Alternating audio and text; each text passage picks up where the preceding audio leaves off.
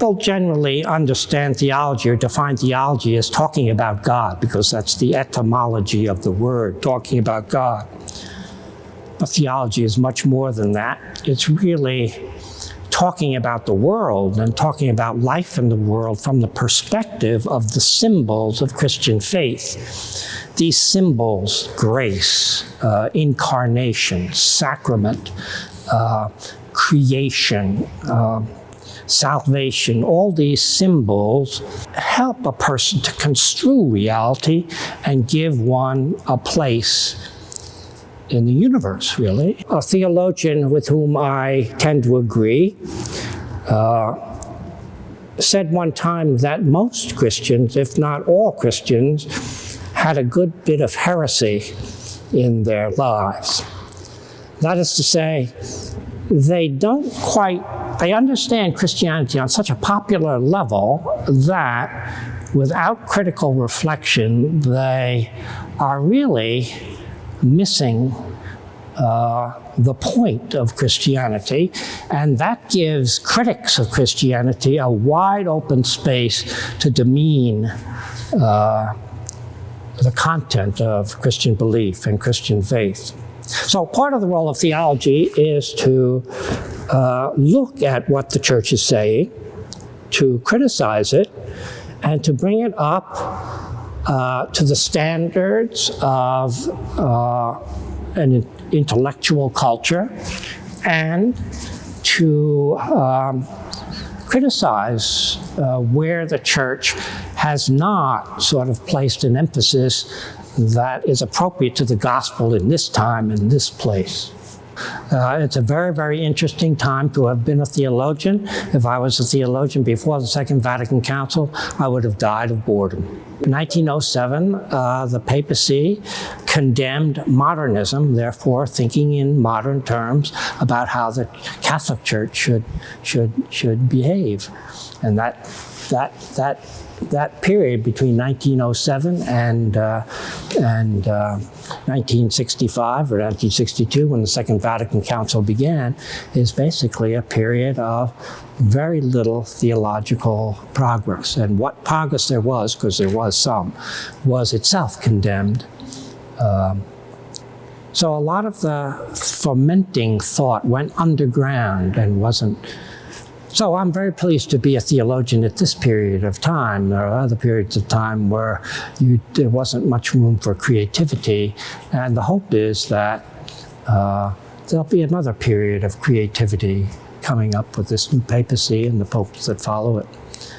As a premise, I would like to say this relative to the Catholic Church, that it's been around for a long time, and I think the leadership is fairly confident that it will continue to be around for a long time.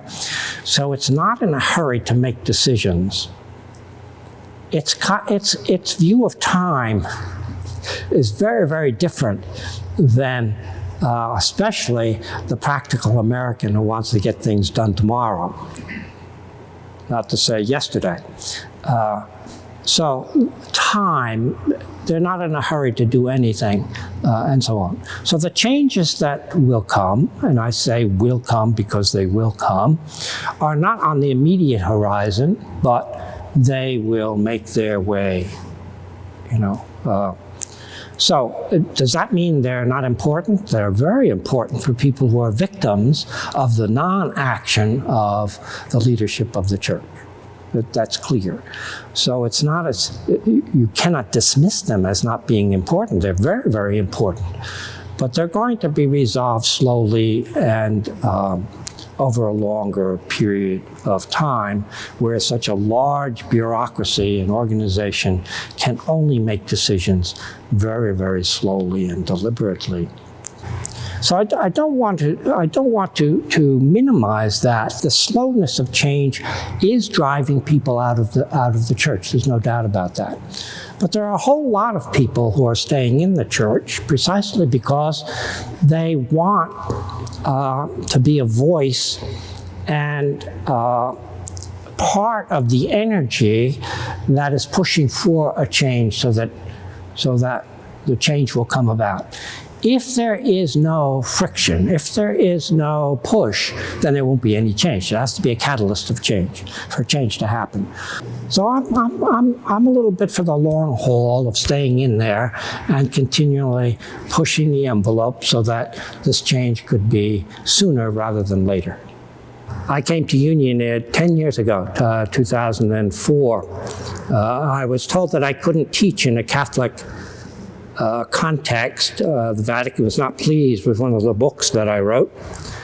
And so Union was generous enough to open its doors to me. Union has a great relevance to the world today, really.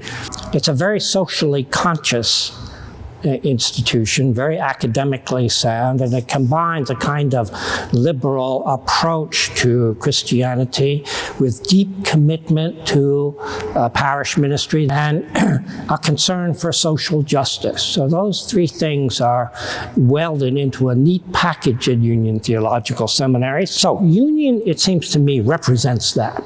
It represents an understanding of Christianity that's relevant to the world, that takes the world as it is, in its social manifestations and in its intellectual manifestations, and puts that in dialogue with Christian faith, so that Christian faith, our understanding of ourselves as Christians today, is both modified and adjusted so that it can speak to that world, and the world also informs our Christian faith.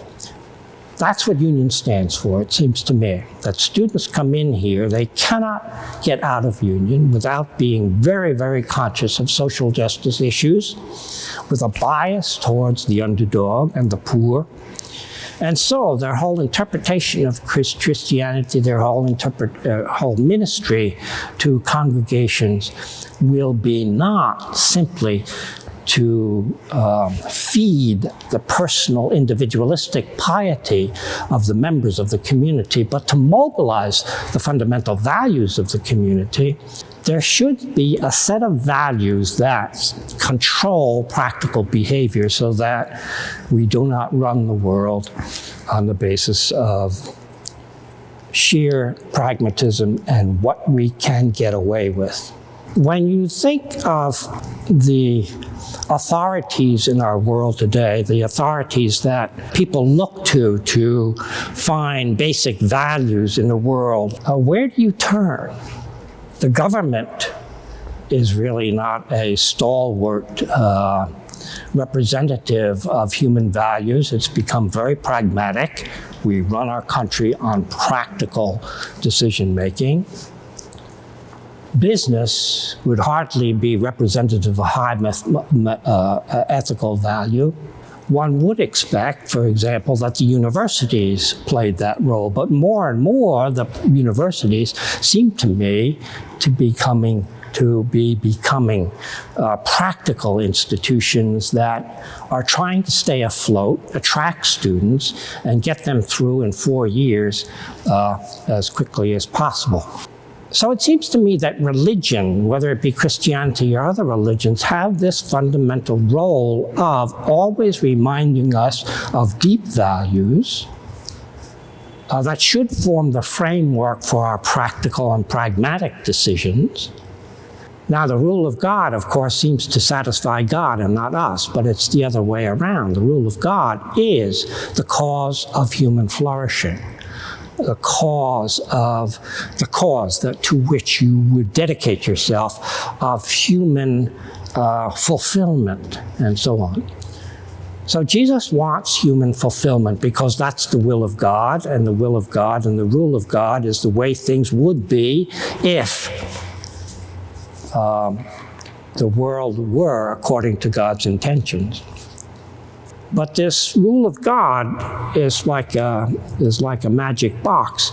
It can be unfolded in so many ways that it applies to every circumstances in some way or another, and therefore can even be a help when a person is making an ethical decision, in this case or in that case or in another case.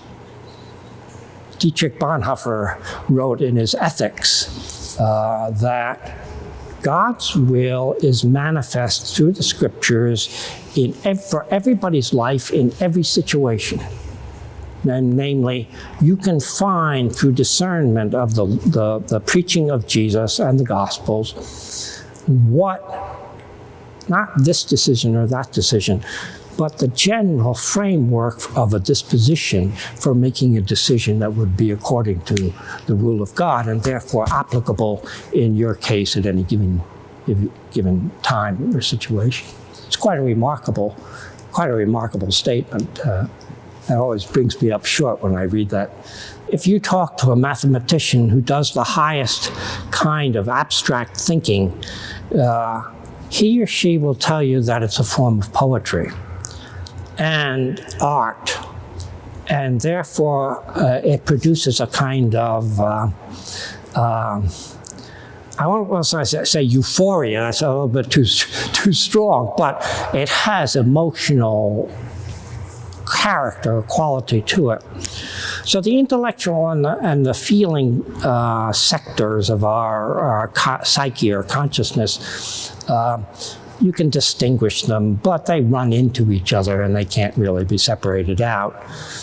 So that a deep understanding into some sort of common, ordinary Christian language, a deep understanding of that in a new way that I learned from an author or from three authors and put them together to understand a fourth way that it combines them all in a kind of deep intellectual way. That is very, very satisfying for me. And it's the kind of thing that I want to share with other people. That insight, that critical insight into a depth perception of what faith means, that has to be shared. It can't be. It's not a pleasure that one hoards and keeps to oneself. It's something that's communicated. I feel that everybody's prayers are heard. I mean, it's when you think you're going to get a response and you think you know what it is when the deception begins, your own self-deception. Yes, of course, God is closer to ourselves than our own minds are to ourselves. We can't catch up with ourselves, but the understanding of God that Christians share is that God is the within of all things and therefore the within of each person, and therefore quite accessible and quite able to hear our needs better than we know ourselves.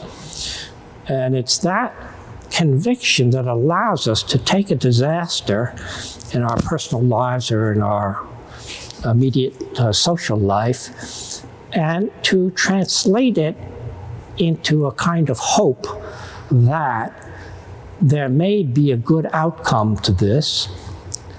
It will transpire according to natural means. It's not going to be an intervention on the part of God, but there is a kind of dimension of intentionality and consciousness and personality that is the deep ground of being, and one that is benevolent and friendly towards human life, and therefore we have the grounds to hope that even the worst disaster can turn into something good, even possibly better than it would have been without it. A Christian, theoretically, I'm not talking psychologically because I don't want to dismiss depression and despair, but theoretically, a Christian has no right to despair because of this message of hope, this message of the God who is a friendly God, who is the creator, and as creator is also the finisher of life. So the God who began everything is the same God that will be there at the end of everything. And that's the grounds of Christian hope. That's the ground of human hope. But no one is going to find a satisfactory answer of why there is evil in the world.